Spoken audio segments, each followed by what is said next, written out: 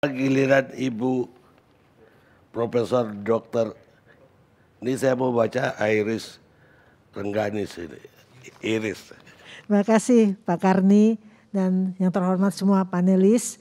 Ya, saya juga sangat jelas ya tadi dari semuanya. Saya akan menambahkan mengenai herd immunity. Kenapa kita perlu vaksin? Ya, jadi dasarnya adalah herd immunity karena saya bidangnya imunologi dan saya adalah seorang vaksinator juga ya yang selalu menghimbau untuk dilakukan vaksinasi, tetapi tentu dengan penuh pengertian dari segi imunologi. Jadi kalau kita bicara herd immunity itu adalah kekebalan kelompok ya, jadi artinya satu kekebalan kelompok bisa ke semua. Tapi sekarang yang ada dibagi dua, herd immunity alamiah dan herd immunity buatan. Yang buatan itulah melalui vaksinasi. Yang kita hadapi saat ini adalah herd immunity secara alamiah. Ya artinya yang kuat tidak sakit, tapi yang lemah sakit bahkan bisa meninggal. Itu herd immunity alamiah. Itu yang terjadi saat ini karena itu adanya protokol kesehatan. Itu yang harus kita lakukan sampai detik ini, sampai pun vaksin ada, tetap protokol kesehatan harus dijalankan. Ya karena vaksin itu tidak bisa sekaligus dibuat, tadi kita sudah dengar dari panelis-panelis yang lain. Nah kemudian adanya herd immunity secara vaksinasi, secara buatan itu juga minimal 50-70% diharapkan ada kekebalan. Jadi kalau untuk bangsa kita yang hampir 300 juta itu artinya berapa tahun harus ada lakukan vaksinasi apalagi ini 2 dosis. Tapi memang kelebihannya dari ini kan memang ini vaksin yang dimatikan, diinaktivasi. Tetapi diambil whole virion, jadi seluruh virusnya diambil. Jadi artinya antibodi juga akan terbentuk dari seluruh bagian virus itu. Ini adalah kelebihannya dari segi imunologi. Cuman karena dia vaksin mati, jadi untuk meningkatkan imunogenisitasnya tadi ditambahkan beberapa bahan selain pengawet segala macam, tapi ada namanya adjuvan. Adjuvan untuk meningkatkan antibodi kerja vaksin supaya dia lebih bekerja lebih baik dan bertahan lama, antibodi bertahan lama. Itu yang diharapkan. Nah, antibodi yang terbentuk itu juga tidak sembarangan. Namanya neutralizing antibody. Jadi neutralizing antibody ini bukan antibody biasa, itu sudah ada cara pemeriksaannya berapa besar atau berapa titer neutralizing antibody. Dan itu harus diikuti terus sampai bertahan berapa lama. Karena orang akan bertanya, vaksin ini harus diulang lagi apa tidak? Kayak hepatitis B, dia kan vaksin yang diaktifasikan juga, tapi dia rekombinan ya. Jadi tapi tetap 3 kali satu seri. Apakah perlu diulang lagi? Pasti pertanyaan begitu. Vaksinasi influenza tiap tahun karena ada mutasi virusnya. Sehingga setiap tahun WHO harus mengumumkan pada semua farmasi di dunia bahwa influenza strain-nya adalah HN berapa itunya kombinasinya. Tapi kalau yang ini tadi Prof. Kusnandi sudah mengatakan bahwa mutasinya tidak ya. Jadi tapi kita belum tahu nanti the next ya. Tapi in the meantime pokoknya saat ini aman ya. Kita tunggu sampai bulan Januari interim report. Interim report itu report sebagian dari 540 yang diteliti adalah 1620 di Bandung. Ya mudah-mudahan itu akan baik dengan adanya interim report sehingga kita bisa mempercepat ya dengan Badan POM. Jadi kita harus menunggu lagi dari Badan POM apakah vaksin itu aman atau tidak ya dengan dikeluarkannya emergency use authorization. Ya, nanti keamanan vaksin juga harus diikuti. Jadi di Bandung itu sekarang disuntik, kemudian yang kedua ada 14 hari, 2 minggu kemudian. Antibodi baru terbentuk 2 minggu setelah yang kedua, setelah yang terakhir. Itu antibodi. Yang kita harapkan adalah neutralizing antibody. Antibodi yang menetralisir kuman COVID tersebut ya. Nah mudah-mudahan itu bagus hasil neutralizingnya. Ya karena kalau neutralizingnya kecil itu nggak bagus. Ya, tapi tadi kalau mendengar dari Prof. Kusnandi sepertinya itu harapan ya, baik.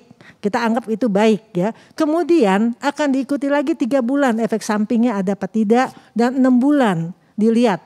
Apakah antibodinya udah menurun atau naik 6 bulan itu. Dan diikuti terus sampai setahun dan terus diikuti terus ya. Karena kita harus tahu apakah vaksin itu perlu diulang atau tidak. Tapi yang penting keamanan dulu sehingga kita jangan tergesa-gesa seperti tadi yang sejawat saya Pak Dr. Nasar mengatakan bahwa surat itu ya Desember sudah vaksinasi. Tetapi kami dari imunologi sih jangan tergesa-gesa. Ya, karena keamanan lebih penting, ya keamanan vaksin. Karena kalau kita lihat uji fase 1 aja hanya 10 sampai 100 orang, nggak banyak. Jadi dan itu pun untuk dewasa muda yang sehat. Karena kan belum tahu vaksinnya, jadi tentu dewasa muda yang sehat. Kenapa dipilih 19 sampai 59 tahun? Karena di dunia vaksinasi 0 sampai 18 itu dihitung anak. Walaupun anak 15 tahun sudah menstruasi, sudah bisa punya anak. Tapi dilihat masa pertumbuhan tulang itu berhenti di 18 tahun. Nah kemudian kenapa batasnya 69? Karena 60 menurut Indonesia itu lansia, lanjut usia. Ya jadi pada anak-anak dianggap sistem imunnya itu masih berkembang. Ya sedangkan pada orang tua lansia sistem imun sudah menurun. Jadi kita sulit untuk menilai sistem imun yang sebaik-baiknya kalau sampelnya kecil.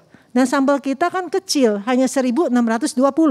Padahal fase 3 itu sebetulnya 1.000 sampai 10.000. Jadi yang benar tuh sebetulnya Brasil ya, sampai 9.000 orang Brasil.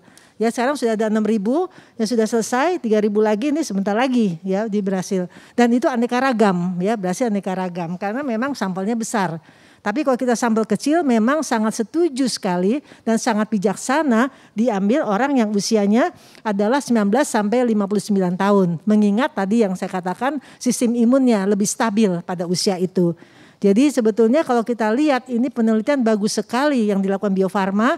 Dan Bio Farma ini memang satu ini kita ya dari Indonesia sendiri. Ya, kita sangat bangga dengan Bio Farma dan saya juga terakhir mengikuti penelitian vaksin tifoid. Saya juga ikut serta di dalamnya sebagai peneliti di sana untuk orang dewasanya dan hasilnya cukup baik. Nah, jadi mudah-mudahan ini juga hasilnya akan baik dan herd immunity yang kita harapkan itu tentu tidak bisa cepat. Sekali lagi tidak bisa cepat untuk yang hampir 300 juta orang penduduk kita, tapi minimal 50 sampai 70% orang ya. Jadi sepertinya mungkin 160 juta mungkin ya kalau yang harus disuntik. Jadi itu berapa lama? Jadi setelah vaksin ini ada, itu pun protokol kesehatan tetap harus dijalankan. Vaksin itu bukan segalanya, tapi vaksin kita menuju herd immunity buatan supaya kita menuju Indonesia sehat. Itu yang kita harapkan. Tapi sekali lagi jangan tergesa-gesa. Ya karena kita tidak bisa memaksa antibodi atau harus dibuat dalam segera juga tidak bisa. Tubuh kita tidak bisa dirangsang kalau ada bahaya. Ya jadi kita harus yakin dan trust, kepercayaan. Kepercayaan dari nakes itu juga harus ada ya. Nakes harus yakin karena dia tidak hanya menyuntikkan tapi untuk dirinya juga. Jadi kepercayaan untuk hal ini, laporan ini penting buat kita. Laporan syaratnya dari emergency use authorization itu ada kriteria. Yang pertama harus ada data SAE, ya severe adverse event. Ya jadi efek samping yang berat itu harus ada data itu untuk EUA tadi ya. Kemudian uji klinis fase 3 memang boleh ya memakai laporan fase 1 2 dan fase 3 50% sudah ada laporannya yaitu yang tadi kita sebut interim report seperti itu. Jadi dari saya sekian, tetapi yang penting tidak terburu-buru ya, jangan tergesa-gesa. Ya kita tunggu hasilnya karena kita ingin hasil yang baik dan keamanan untuk semua masyarakat Indonesia. Terima kasih. Baik Prof. Pemirsa, saya kira kalau pemirsa mendengarkan para pakar ini dari tadi baik yang soal vaksin, soal imunologi, saya kira udah jadi pakar semua pemirsa di rumah. Kalau dengarkan ketiganya dengan cermat. Kita rehat dulu pemirsa.